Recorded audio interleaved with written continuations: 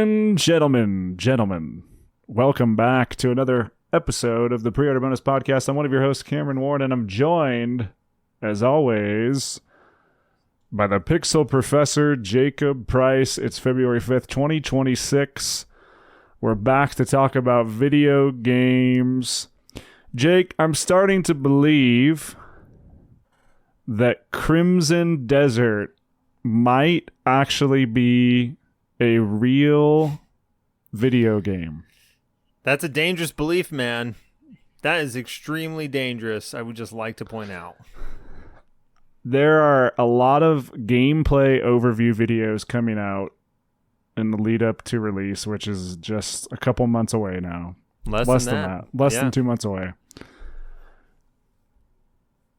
I mean, dude, like, there's a lot of evidence lining up that says this is a game that's actually gonna come out and, like, maybe possibly do all the things that it's showing that it can do, which is absolutely insane. Yeah.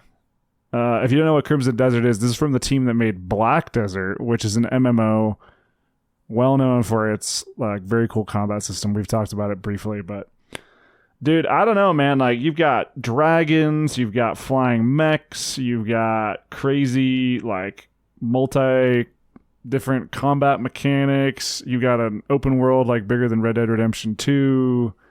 You've got, like, 3 different playable characters.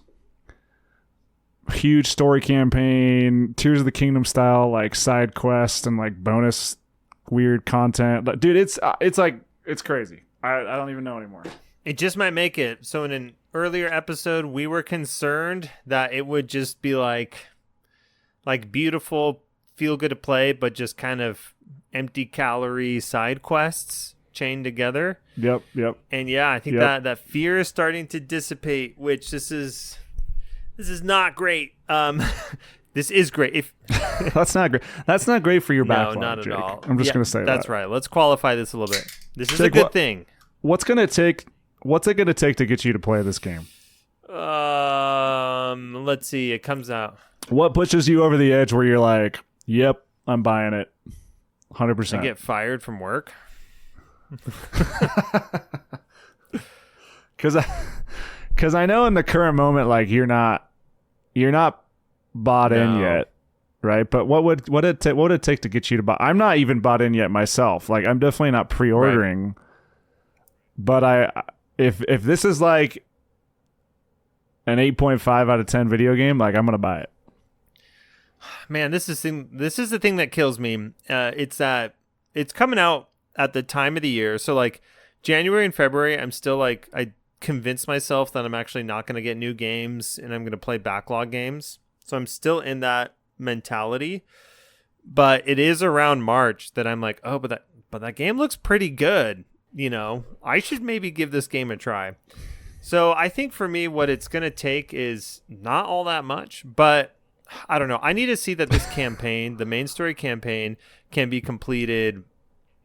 I don't know if it's not going to be 30 hours, but I would love for it to be 30 hours. Let's make a pizza bet right now. Ooh, one of my favorite kinds of bets. Pizza. Let's do, what's the over-under on the campaign length? Okay, we each give our bets. Whoever's closest buys the other one pizza or lunch. Like 60 hours? 60 hours. Okay, are we saying, like, full campaign, or we're just like Golden Path? Main campaign, like main campaign length. Yeah, okay, let's do Golden Path, like any percent kind of. Any percent main campaign completion. Yeah. Well, maybe not like, I mean, we'll give a little bit of grace, like a little bit of wiggle room, because you want to engage with all the mechanics. But yeah, pretty much Golden Path.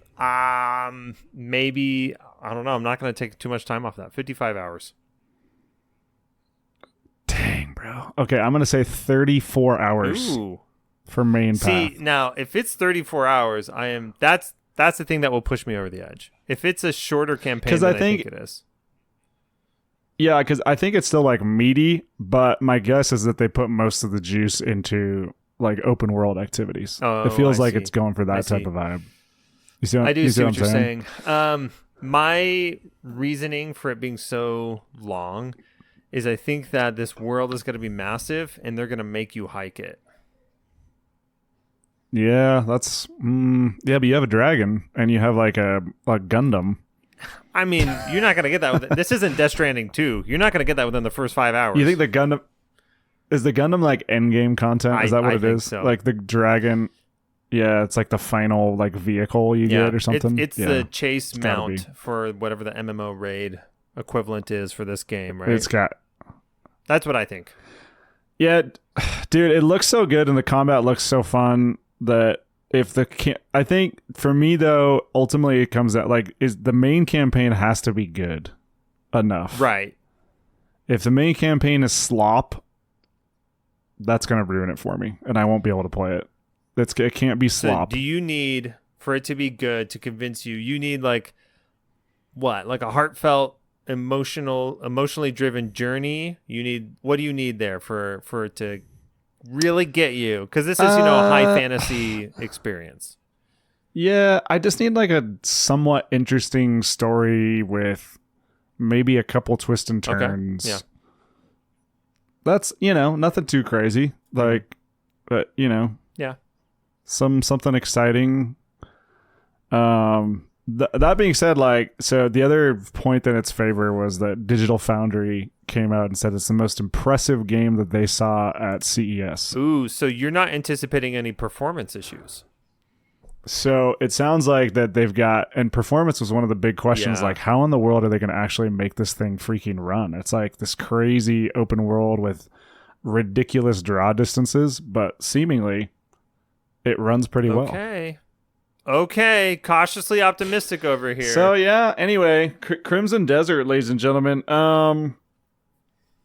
There really wasn't other much big gaming news this week. You saw Overwatch 2 is now no longer Overwatch 2, it's just Overwatch. Yeah.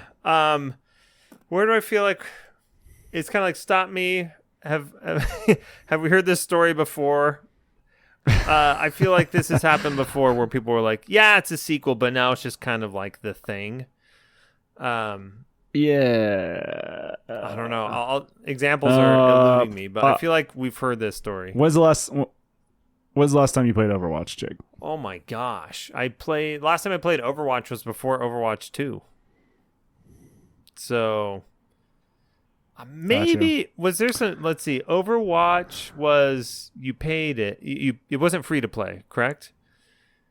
Like you originally bought Overwatch. No. There was it was like a pay. Yeah. It was a long time ago. I can't even remember. Funny story, when I bought Overwatch, it was during the Target buy two get one free game sale. Oh, nice.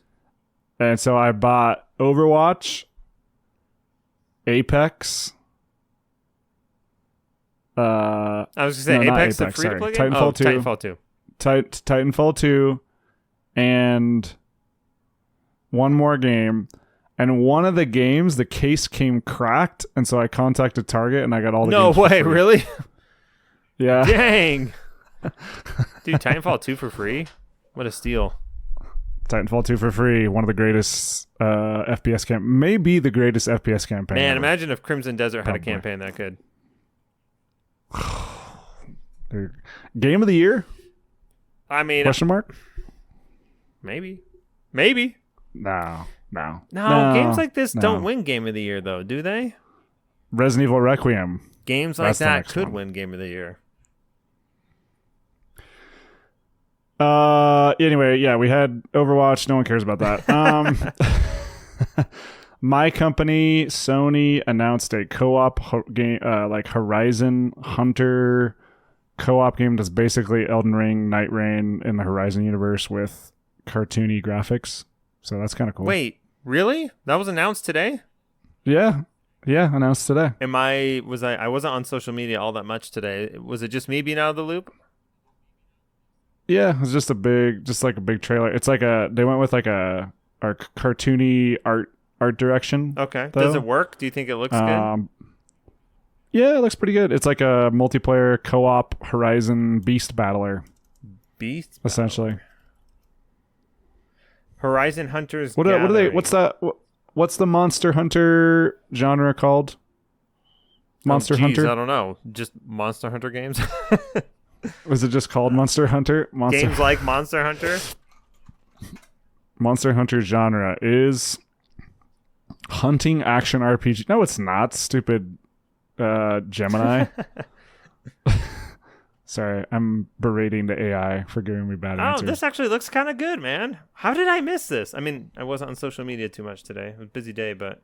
Yeah, I mean, I don't know how interested I am in it, but I'll get a copy. I don't know if I love the art direction, to be honest. Sorry, I'm going to invent a stupid word that's probably already been invented to describe certain art styles. The Fortnitification Do it. of certain art styles, right? Yeah. This was talking with somebody in our Discord, Slater. He and I are both fans of the Skate series, and that is one thing that kind of detracts from the new Skate, the free-to-play one. A little bit of Fortnitification in terms of the art direction. Here, I'm seeing it also, but it looks fine, I guess. It just lacks personality. I don't know. Do you think that's an artistic design choice, or do you think that's we can add a lot of content quickly choice? No, I think that's how do we try to make the transition from Fortnite to our game a little easier? I think that this is an art style that is massively popular. People like it. It has a lot of detail. I will say that, and it can show some pretty cool fluid animations. That's something I feel like about Fortnite that is one thing that people may not think about, but do actually care about, right? With all the different dance emotes and stuff. You want that stuff to look fluid and look cool, and I think Fortnite does a great job of that.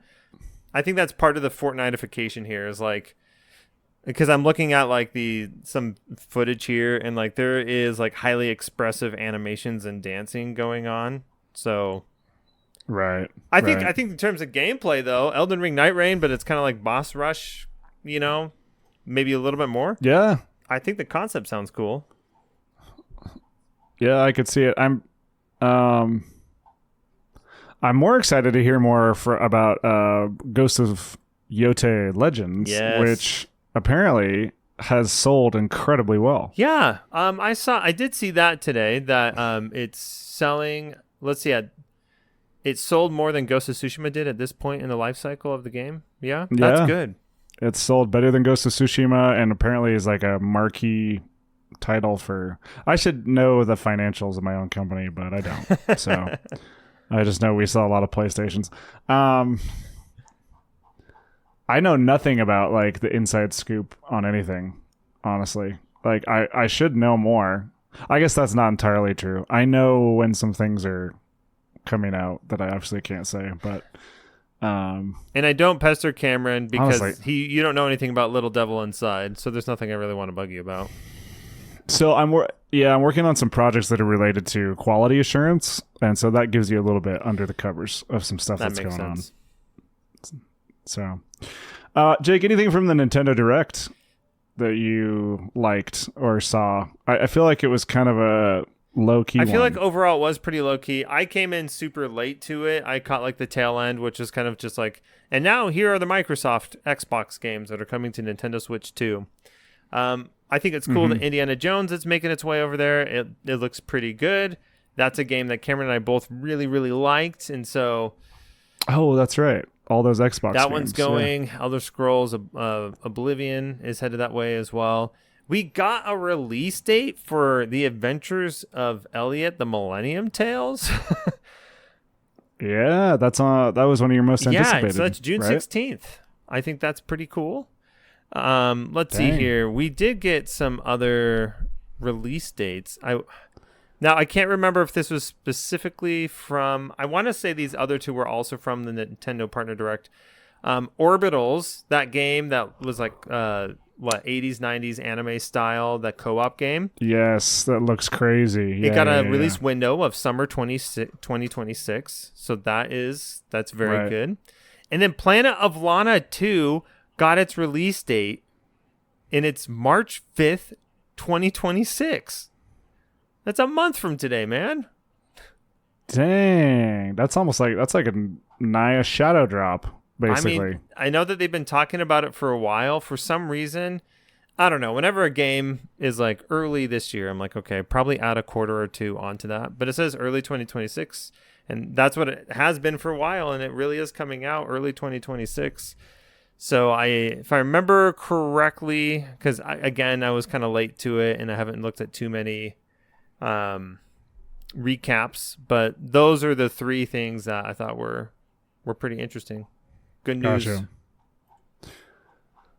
Jake, have you heard that Baldur's Gate HBO series is in the work, which is set directly after Baldur's Gate 3? I saw that. Somebody in our Discord, this is Yannicksaru, posted a link to they it. did. Oh, I didn't notice.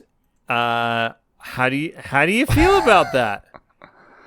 Not very excited. Just because I know how HBO does these shows, and I think it's going to be very formulaic to how HBO kind of does these types of shows, and I'm not like a big fan of how they put them together, to be honest. Also, the thing that makes these the game story cool is how the branching decisions. Yeah. So if you're making like a narrative thing, it's just going to be really hard to make this like excellent, I think. I mean, it's possible. It's definitely possible. You know, when this was posted in our Discord, I immediately thought of how everybody in our Discord was like, Jake, they're making an Elden Ring movie. And I was like, no, they're not. I was like, don't tell me that. The Elden Ring movie has a chance to be pretty good, I think. I mean, to your point, like an Elden Ring movie has a story to follow. You know, like one set of decisions, essentially, that is the primary set of decisions, despite there being multiple endings in the game. Like, it makes much more sense to try to create a story, like one single storyline out of that. Yeah, Baldur's Gate 3, I don't know, man. I mean, there's some major plot events, right? But yeah, I don't know. It's a showrunner of The Last of Us, Cameron. Does that inspire you or not? No. Not that The Last of Us was bad. I mean, actually, Craig Mazin, maybe. Last of Us is pretty good. I kind of like the fact that it's not a guy who typically does like fantasy stuff, so it might be like a bit more grounded. You know what I mean? I don't know. That being said, like, I feel like it's so hard to play because if you try and make like a grounded, more realistic fantasy, people are not going to like it because that's not in the spirit of Dungeons and Dragons. But if you make it like too wacky, they're not going to like it either because it'll be corny. Yeah, that's true. It's kind of like Rings of Power. Like, you can't win with that one, right? It's like, it's not enough.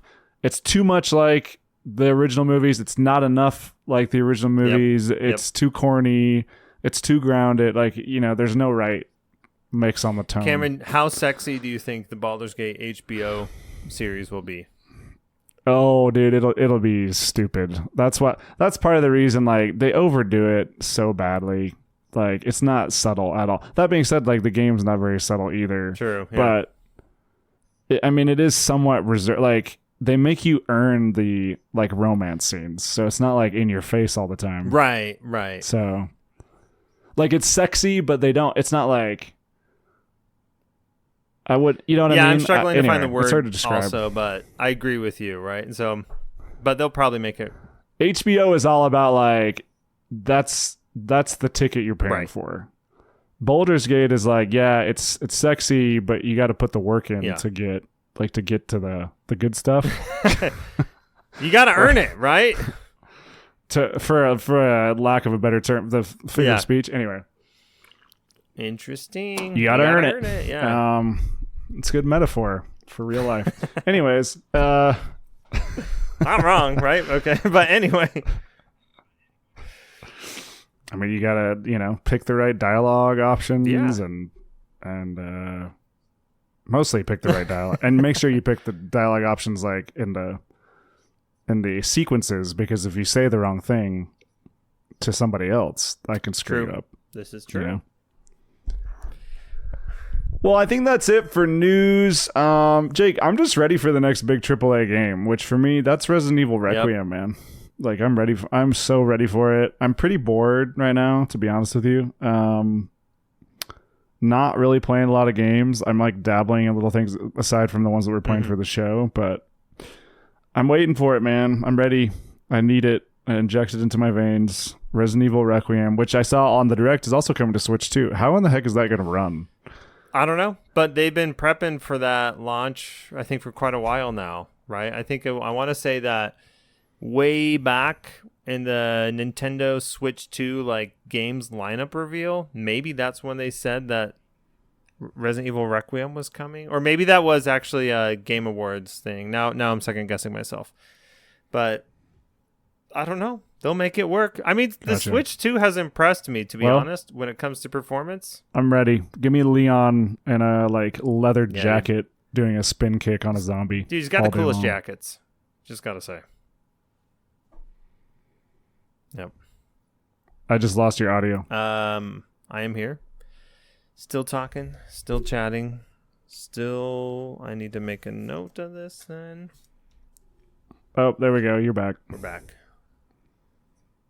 Sorry, everybody. On the YouTube, I'm not going to edit that out, so you just experienced a blip.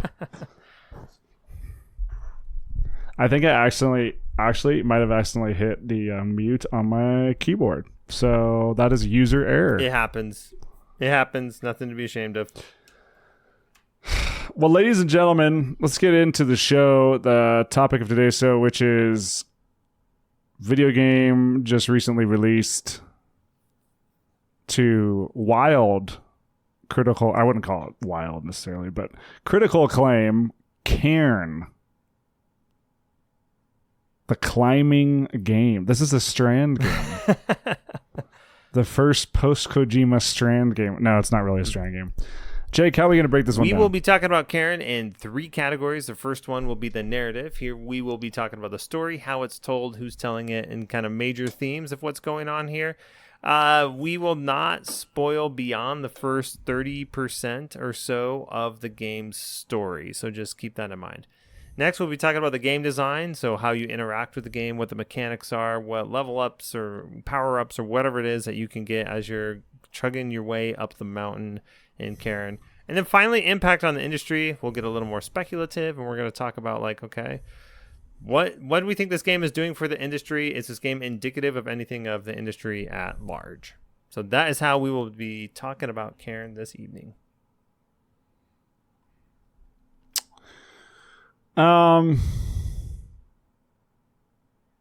Cairn. Yeah. Cairn is the story of a young woman who is chasing satisfaction and feeling in her life by scaling a highly dangerous mountain that's known to kill people, so that she can achieve an experience that she's dubbed in her mind touching eternity. Beautiful. I liked it. Now, what does that mean, and what is she climbing mountains, jumping off cliffs, skydiving, all these things. There's this the chase for adrenaline. There's an addiction to the adrenaline that's created by the danger of doing these things.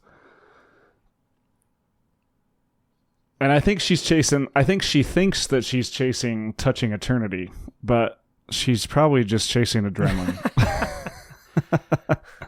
Nice. No, that's a short-sighted view of it. No, I'm kind of joking, but immediately when you see people kind of go out and do these adventurous things in the world, and you always think to yourself, I guess you don't always think to yourself, but it makes me think of personally, it's not something that I'm super interested in. I've never been interested in climbing mountains or jumping off cliffs or going skydiving, these super high adrenaline things. I've been interested in kind of lower peaks of that, but nothing extremely dangerous. But I understand the allure of when you do that dangerous thing, there's a certain feeling and emotion that it gives to you. Yeah. Anyway, that's kind of what this game is about. Yeah, I would say early on in the game, you get this sense of Ava's desire or drive to find a very specific kind of fulfillment. And for her, I mean, she's an alpinist. She climbs mountains. She's a mountaineer, and that's, how she does it. But, and I don't think that this is spoiling because it happens pretty early on. She starts to question, or actually avoid the question of if this is actually the kind of fulfillment that she wants, right? Or if this is fulfilling her in a way that makes her feel accomplished and sure of herself and very satisfied with what's going on in her life. I thought that this was like super intriguing. I really liked this aspect to Ava as a character. I, however, also found Ava to be like impenetrable as a character.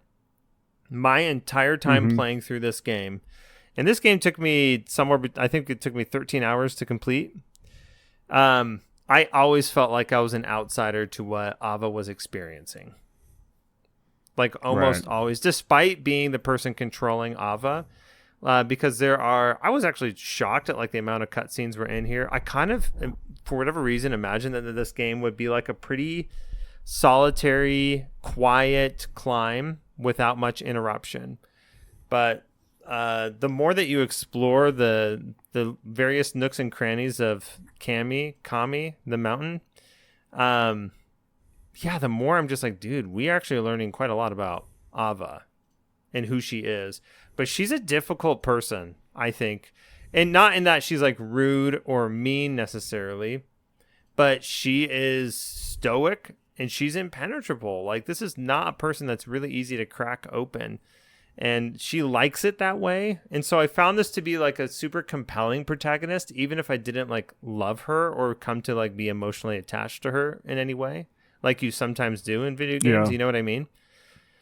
So I think it made for just like an interesting way to tell this story. It felt very cinematic in that way, in that like there was some sort of very tangible feeling of a screen between me and her in how this story unfolds. And I know I'm speaking a little vaguely. Part of that is because I don't want to spoil some really cool things that happen. But part of that is just like, it's kind of wild how much breadth there is in this game, like when it comes to which path you are going to take as you work your way towards the summit.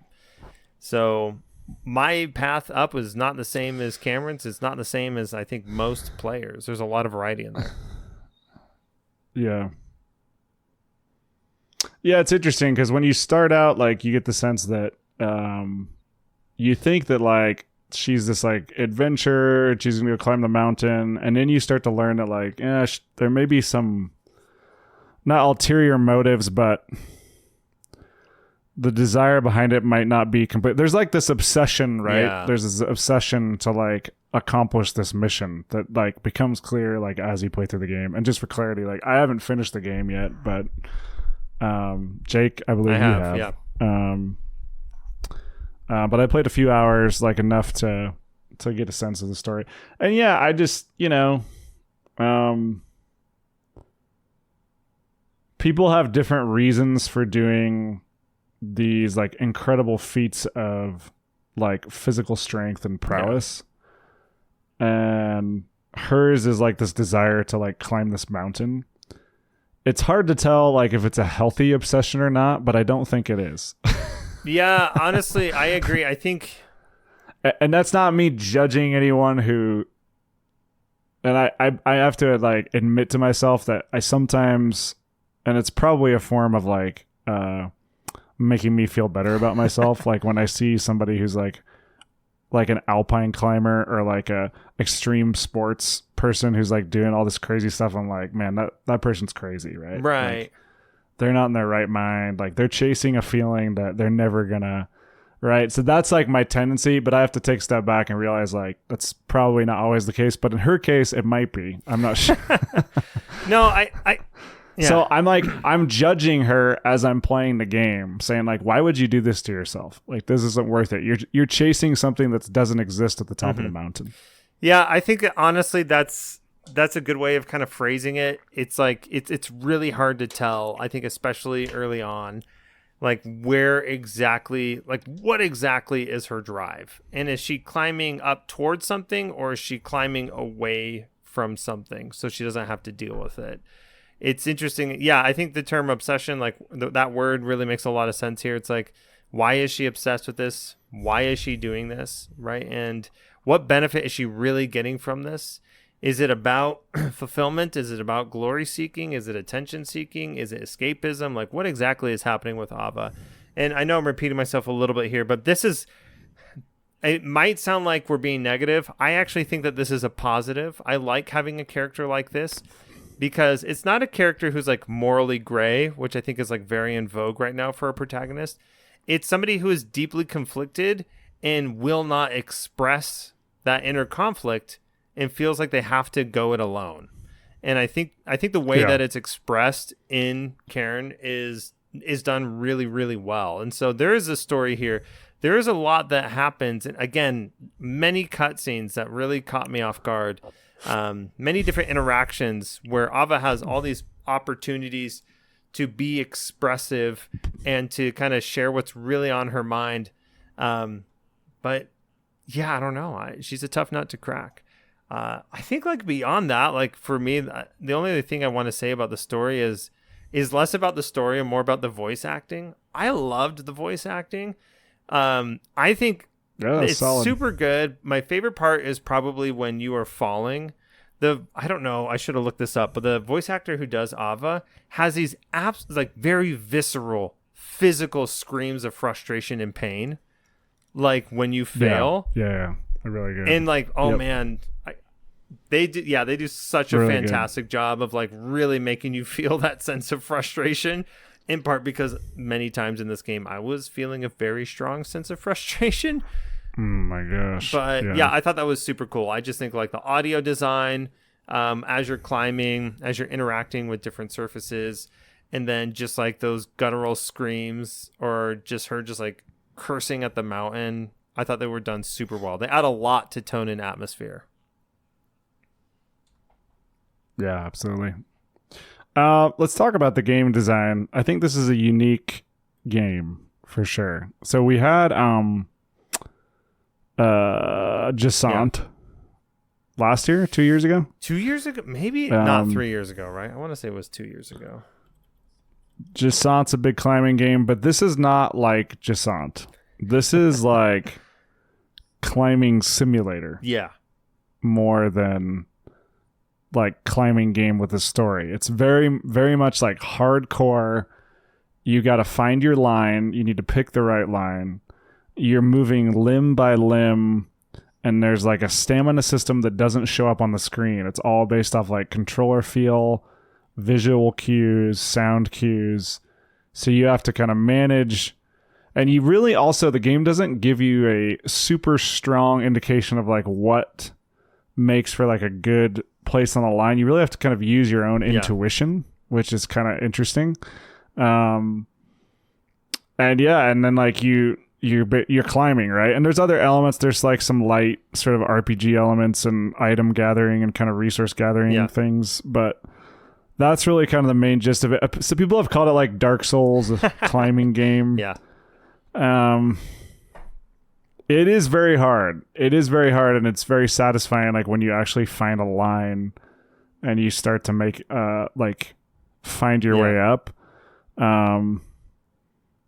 Yeah, I mean it is interesting. I don't think I've ever played a game that does this. This has got to be like the best climbing game out there, right?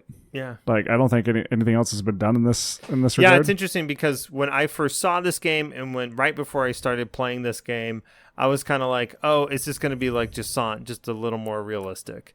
And it's interesting because like as I played through and then finished Cairn, I was like, I can't really compare this to Gisant. Like Gisant had a climbing system, and obviously that was like the core mechanic of the game. But I actually pulled it up, and it's interesting. The description of Gisant on Steam is enjoy meditative vibes in Gisant, an action puzzle climbing game. And a part of me was like, that makes a lot of sense of how you would describe Gisant. That's 100%. Yeah, like a puzzle game. But this is not that. A puzzle game with many solutions. Yeah, this I would say like Cairn is. Yeah, it's like the extremely difficult version of like Death Stranding. Like the vertical version of Death Stranding, like at the beginning of the game where walking is really hard, especially over rocks and going up mountains. It's very much going for much more realism. I'd say way more punishing than Death Stranding, for sure. Like, I feel like you're doing a lot of math and geometry in your head as you're playing this game.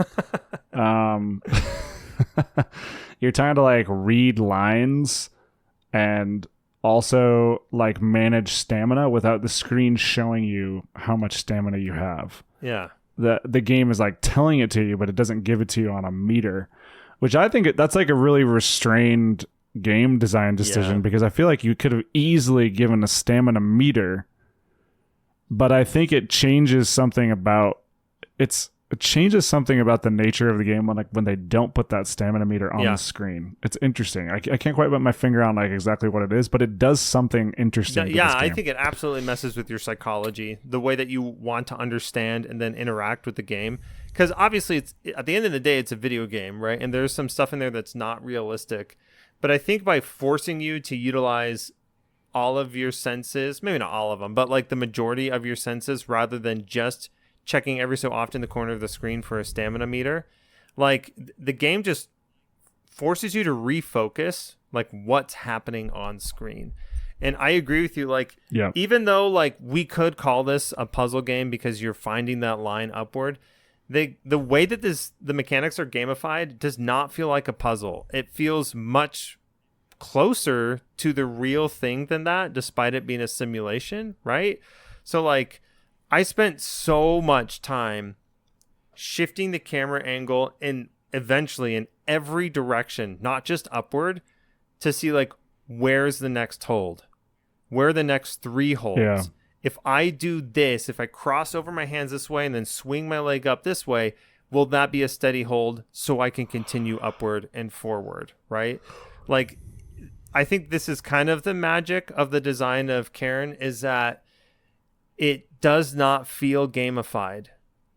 But it absolutely is, but it very much feels like, okay, where do I go to the next stable point? Where do I find my next secure move in order to make progress here? And not having a stamina meter, forcing you to pay attention to her twitching, her breathing, her screams, the struggles. There's like a lot of different ways that like the mechanics become really intense when you're about to fall. I don't know. It's just like, it's still a video game, but it forces you to engage with your different meters in a way that's really cool. And you do have like a health meter and a hunger meter, like kind of like classic survival meters. They are there, but the game is very much designed for all that UI stuff to disappear. And it's like, okay, it's Ava versus the mountain. How do we get Ava up this mountain? Yeah, 100%. Yeah, it's very well designed. Very well designed. And yeah, like I think the other stuff you mentioned, like there is a survival component, and there's a strategy element here too, because you have to select like you have to pick the route that you're going to take. You have to like look, and there's multiple lines that you could choose, and I think there's different strategies for even how you can climb. I think you can climb a little faster. But you can also climb a little slower. You have to pick kind of when you use your pythons at certain times. So there's like some tactics in there as well. Yeah, there's a lot here, man. There's a lot here. I think, I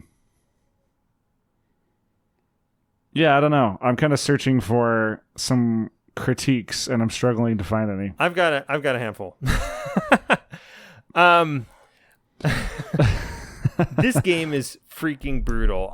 So not that I don't have. Oh, okay. I was like, well, I got a list here, but no. I mean, I think overall, just to preface this, on the whole, I thought Cairn was exceptionally well designed, but man, it bothered the crap out of me when I would find what I would be like at a very neutral, super safe position. I would do like 2 shifts of my hands and my feet, and suddenly Ava is like trembling violently and about to fall from the face of the mountain, and I'm scrambling to get back into position of like safety and security. And oftentimes, like if you make a hold and it's a bad one and Ava starts freaking out, like when you go to select the next limb, unless you're manually choosing it, automatically it might pick a limb that I wasn't anticipating. And so I just felt like, shoot, now I'm in scramble mode. And it just felt like sometimes you'd go from 0 to 100 in 3 seconds, and it's like, boom, you fell. Failure. Start up again. But this time, because you fell, you have less in all of your meters, and you've already used some of your resources. So you have to be extra careful this time, because every single failure is like a mini setback towards just rebooting a load. And I get it. Like it's game design that's meant to be difficult, and the Cairn devs, it was funny. Whenever you go to like the assist mode options, it was like, hold on there, buddy. Cairn is intended to be difficult. Are you sure you really want to do this? Which I was like, okay. You're like, shut up. Maybe I do, you know? So it's a super difficult game, and I get that, and I respect that. But I felt like some of the visual feedback was just not there for when I was about to have a huge setback or failure. They're threading that needle, and I don't know if they always thread it. I think they maybe fray the fabric a little bit sometimes, because they're trying to do that thing with no meter, and climbing a mountain is all by feel, and it's all visual cues. And so there's not really necessarily consistency in how, which is probably closer to like real life rock climbing, right? Yeah. Right? Like there's not like that much consistency. That said, I'm also not feeling the rock myself. Yeah. I'm like looking at it on a screen, and there's really nothing to indicate to me like how. So it's that question of like tough but fair. Yeah. I think this game is maybe not quite fair enough, in the sense that it's maybe a bit too non-deterministic. And I mean, and it is programmed, so it's definitely deterministic, but in the sense that like when you're climbing a mountain, it can seem random sometimes, to your point. Like you shift like a teeny bit to something that looks like it should have the same amount of hold as the thing you're just on, but then it doesn't act in the same way. So I think that was probably my biggest source of frustration, was sometimes I could have sworn that something was going to work out, and then suddenly it didn't, right. And then I got screwed. I think, let's see, I would say this I found to be super impressive. The kind of like grab magnetism that exists in the game, like when you reach for something and you're hovering over it with like your hand, for example, and then you click the button to grab, like I would say 9 times out of 10, it grabbed exactly where I really wanted it to. But man, it was just like that 1 out of 10 times where I was just like, shoot, why do you keep grabbing this side of the rock? Sometimes it was like a me issue. Like I'd change the camera angle and I'd be like, oh, this rock is actually slanted in this way that I couldn't read from the perspective I was looking at it. So she can't actually reach the thing that I'm trying to get her to grab. That's why she's not grabbing it, right? So I just feel like, the game is super difficult, and it felt fair like 90% of the time or 95% of the time.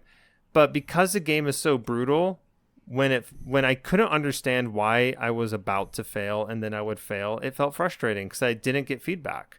It was just like, well, you missed it, bud. You screwed it up. And so I get, tough. You know, it's just like, okay, I guess I screwed up, you know. I will say in my playthrough, I ended up checking 2 things and I just left them on. One is, this is not in the assist mode options. It's not there, but there's a visual indicator for when you do have a strong hold. You can turn that on and it'll show like this white box, like right over your toes, or your fingers where the grip happened, and it's good. Sometimes she'll give you, verbal feedback, and she'll be like, oh, good, or whatever. Right.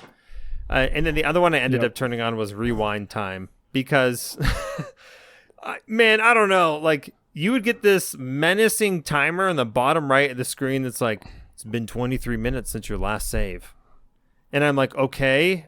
I'm like really close to getting to the top of this section here. But dude, that's 23 minutes of like every single second of those 23 minutes I'm strategizing. So it is like taxing on your brain. Yeah. And there was one cliff early on where it took me an hour and a half because I just kept having to reload a save. Every time I would fail, you would lose resources and you'd lose chunks of your stamina meter.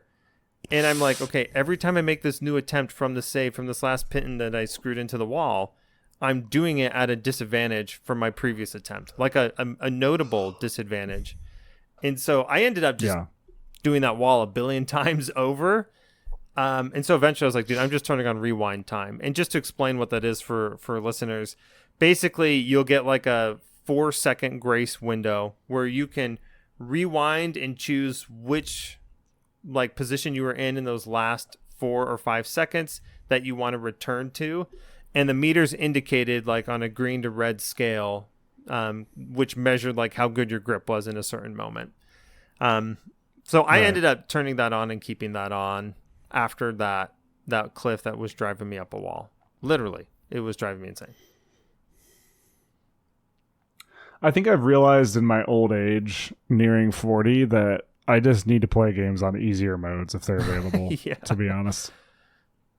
Like, I just need to accept it. It's like a point of pride. It's like, no, I want to play the game the way the developers intended it. But I've had a couple, maybe a few too many experiences in the past couple of years where I'm like, man, it was way more fun when I just dropped it down to easy. Yeah. And so I just need to do that more often. I think that would be to my benefit. Cairn was a breaking point for me, I think, also. I did play the game on the medium difficulty, but like I said, I had the visual indicator and rewind time on to complete the game. Here's the thing. I think Dark Souls games, like FromSoft games, get away with this because they don't offer difficulty options. But what they do is lately, at least, maybe not in their older games, but lately they offer ways built into the game to make the game easier and to lower the difficulty. And so it's almost like you can choose your own easy mode, but you don't have to feel like you are because it's part of the you game. just have to work to unlock the easy options. That's very much how Elden Ring feels, right? There are definitely ways to make things a lot easier or smoother in that play, experience getting through that game. But you have to find it. Jake, let's talk about impact on the industry of Cairn. Yeah, it'll be interesting to see where this one shakes out. Do you think Cairn ends up... I feel like this has a very strong chance to end up in like top indie games of the year position. You think so? I think it does. It has the problem of being a game that came out in January, so it's got a recency bias for will sure. go against this one. However, I mean, it scored incredibly well for the most part, but there was plenty of mixed reception too. I think this one, it got like a lot of 9 out of 10s, but it wasn't like a gangbusters, like it's all 10s across the board. Yeah. But I mean, there were some reviews that were like, this is a 6 out of 10 game, and I was like, oh, interesting. That's pretty low. I personally gave this one, when I reviewed it for so many games, I gave it a 4 out of 5. I think it nails so much beautifully, but like I've already mentioned, I think my biggest hangups were when you fail, this game like just shoves it down your throat. It shoves it down your throat, and then it kicks you in the pants and literally throws you over a cliff when you fail. And it's like, dang, dude, this punishment was really rough for what seemed like the most minor of slip-ups, right? So that's kind of my hang-up with it. But yeah, I think that this one, I mean, I think it'll do really well. Like throughout the year, it definitely will hold its own. I think it did kind of the impossible by making it so different from Jusant that it just doesn't get compared to anything else, right? I think that actually works to the detriment of some games, especially when it comes around to like top games of the year, when it's like, oh yeah, I love that game. It was so much like this other game that I loved. Like uniqueness, I think, is an important factor, and I think Cairn definitely has that. Like it very much feels like its own thing. Yeah. Yeah, I mean, I don't think this is going to do anything in terms of like making industry waves. I do think it has a solid chance of being like top list at the end of the year and maybe having a long tail potentially. Yeah. I also feel like it's one of those games that you could get non-gamers to play. Oh yeah. Yeah, I think so. I think climbers who don't play video games will hear about this and like open it up and like be into it. and just because I think it does such a good job of like the simulation aspect, which I don't know exists in like many other games that way. But yeah, no, I mean, I think it has a nice place. I don't think it's like, there's not a deep conversation here, I think, on impact on the industry, but I think it was a nice early year indie game that got a lot of, I think, deserved attention, has some like really good ideas and some like really cool gameplay mechanics built into it that, yeah, I think the biggest one is just the subtlety of how it managed like stamina. I think was a big deal. I think that's like a unique mechanic that I could see a lot of games in the future kind of taking a book from, because I feel like stamina is a meter in every game. Like I can't even think of another game. I'm sure there are, but this one I think does it in a way that I think is unique to anything else that I played, and I could definitely see other games like picking that up. The only other game that really comes to mind that really shook up how stamina functions is like Sekiro, where it's like there actually is no stamina meter. It's the posture meter. That's your new stamina meter. You know, the posture. This is it's still a meter though that you can visually. Oh yeah, right? True. Yeah. I think I totally. Although agree. it'd be interesting if Sekiro didn't have a meter. Would make it a better game. If it didn't have a posture meter, maybe. Oh my gosh, dude, it'd be so demoralizing. It'd be impossible. How close am I to breaking this boss's posture?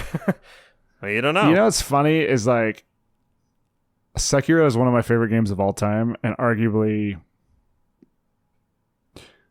Jake, would you put Cairn up there in one of the hardest games you've ever played? I would definitely, if I had to come up with a list, which maybe I should do sometime for special topics. Maybe this is a good special topic. That's a good idea, actually. Yeah, hardest games. I think I need to let it simmer a little bit, but it'd probably be bottom of the top 10 hardest games I've played. But it made it. It's a freaking difficult game. And honestly, I think maybe, I can't remember the marketing for whatever reason right now, but maybe they undersold how tough this game is. Not only is it tough, but it's super punishing when you fail. It's punishing. What's the hardest game you've ever played? Rain World, man. One. I think Rain World is the toughest game I've played. Really? I didn't know that. Interesting. And it is... Rain World, do you know what's funny is like you've talked about how golf is the hardest video game. Like it's, it functions that way. Rain World, when I was playing it, and I played this on stream, which I think was a huge motivating factor for me to finish it. But Rain World is like golf for me. It is so in your head. It is so psychological. It just instills you with this sense of fear that you will screw up and lose a ton of progress. That you become your own worst enemy. Like, I think if I were to replay Rain World right now, like, I think I would do okay because I figured out a lot of the game. But man, dude, there are stretches. It was funny because, sorry, everybody, tangent here, but like, so I would stream Rain World Tuesday evenings from like between 8:30 and like 1 a.m. or something. And first 2 hours of that, I'd probably be stuck in the same location until I got like readjusted or warmed back up to the game mechanics. And then the final like 2 hours of stream, I made like huge progress because I could finally get over myself and get over my own, I mean, I seriously think Rain World, that's why it's one of the hardest games I've ever played, if not the hardest one, because it's just like, it made me my worst enemy. It filled me with fear and doubt. And then eventually I needed to just muster the guilt. Or not guilt. Can't get in your own head. I had to muster the grit to like be like, no, we're freaking doing it this time. We're getting past that whatever obstacle. See, I don't need hard video games anymore because golf, real life golf gives me that like punishing, you suck at everything and you should quit mentality that I need, to feel all the time. No, it just made me think of Sekiro like as being considered like one of the hardest games ever, and it's also one of my favorites. But lately, I just can't play a hard game. I can't do it. I can't put the energy in to like get through a hard game. It's weird. I like lost that part of myself, and Sekiro I think had the benefit of also being incredibly good, and I still think the posture and deflection system is the best combat system potentially ever So made. good, yeah. I don't think. I mean, dude. Sekiro 2. It's never happening. When's it gonna happen, bro? Never. They didn't even get. Did we lose Sekiro 2 because Elden Ring made too much money? I don't think Sekiro 2 is ever going to happen, to be honest. I am surprised that there was no DLC. I do. Yeah, because the game ends with like a go east thing. It right? does end with potential for a continued story. I absolutely in agree. the true ending. Yeah, the true ending does, right? Yeah. I don't know. Such a good game. Gosh. That's the best combat system in any video game. No combat in this game, just except against your mind and the controller and climbing. Yeah, I think that's what makes, I've already said it, but I'll just repeat it here. I think what makes Cairn so difficult is that every single second of this game is you strategizing or optimizing your next move. There is no coasting in this game. There are moments where you will come over a cliff's edge and you'll be able to walk and go to a campsite and save, sure. But there's no coasting. There is no mindlessness. You cannot, this is the exact opposite of a Zen game, Your brain is constantly engaged in firing on all cylinders when you're in the moment. And those moments of where you're not climbing, it's just recuperation, man. It's not even relaxing. This game's just not giving me enough dopamine, man. Not that I need more dopamine in my life. I need dopamine restriction. Cairn. Well, ladies and gentlemen, it's been our episode on Cairn. If you liked it, leave us a comment, Discord. Let us know what you thought of the show. Let us know your thoughts on Cairn, if you played it yet, if you're going to pick it up. If you like the show, leave us a review on your podcast platform of choice. Helps people find the show. Patreon.com/PeterCast. We made some updates on Patreon. We tried some last year, tried to give kind of different tiers for different people, depending on what level of support you wanted to give. We've consolidated everything down. Okay, so one package, deluxe edition, gets you special topics once a month, extended edition once a month, plus all of our regular episodes and any other extra content we do. You'll get it all. Deluxe edition. Jake still has indie impressions, which is separate, but then we also have a combo. We have a combo for that. So that's the only change. You've got indie impressions, deluxe edition. Deluxe edition gets you everything Pre-Order Bonus Podcast. But if you also want Jake's indie impressions, you've got the indie pass if you just want it by itself, or you got the combo, which is on there. So $7, $5, $3. Pick what you want. But yeah, now you get more stuff for less money. So $5 a month gets you everything on the Patreon. And it's a lot of work. Okay. So get in there and join us. And let us know what we can do better. If you have an episode that you want us to do, you have a special topic that you want us to do, all the Patreon membership buys you rights to make all the suggestions. And trust me, if you suggest it, we're going to do it. Might take us a while, but we will do it. We definitely will do it. Find Jake streaming on Twitch, twitch.tv/chiptip18. He usually will post his schedule in the Discord. Go check him out streaming. Also find us on YouTube. Pre-Order Bonus Podcast now on YouTube. You can watch us live. We appreciate you so much for listening. Have a great night.